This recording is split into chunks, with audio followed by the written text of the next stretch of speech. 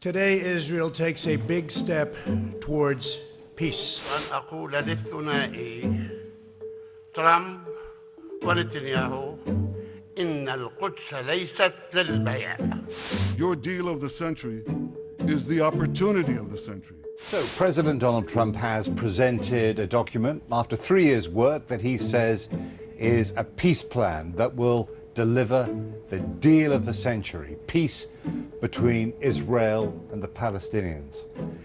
It's not going to be that simple. It's a document of about 80 pages, very detailed. For the first time, the Israelis have consented to put forward in public a map that they've drawn showing how they envisage a future Palestinian state to be, and of course the Palestinians don't like what they see. It is not a peace negotiation. It's a set of terms which the Americans, with very strong Israeli backing, are effectively dictating to the other side in a very long-running conflict. So was this really the deal of the century? Well, perhaps for Mr. Netanyahu and his Israeli government, and that's because the Americans have essentially made all his positions about Israel's security and about the future of land that they've been occupying since 1967.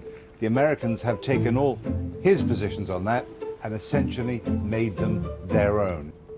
It is not the deal of the century for Palestinians because they look at it and instead of seeing a peace proposal, a basis for negotiation, they see essentially a surrender document. It is very ambitious, trying to end the conflict between the Israelis and the Palestinians, and it goes back more than a century. Politically, the conflict appeared to be settled. In actual fact, it had only just begun. Two peoples wanting one set of land, different religions, different cultures, coming together like that.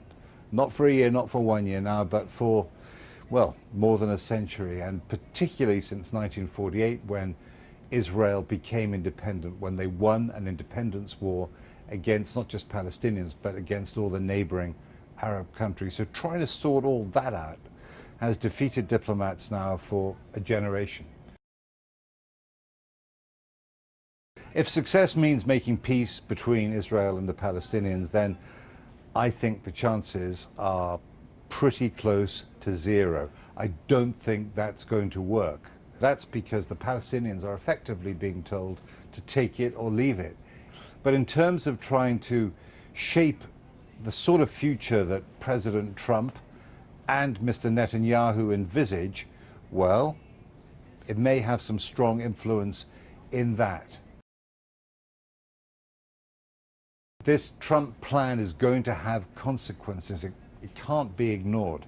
First of all, in just a few days, the Israelis say they will start the process of trying to apply Israeli law to parts of the occupied territories, to try to start the process of annexation, to bring that territory inside what they would then declare to be, with US backing, Israel proper. Now, that, I think, will go down badly, very badly, in Europe and in many other places around the world.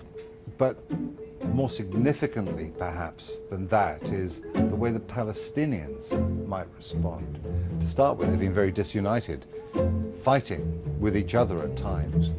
This may well bring them together. Opposition to the Trump plan. There's a risk, though, because the feeling that they don't have options left diplomatically might play into the hands of those people who believe more in violence.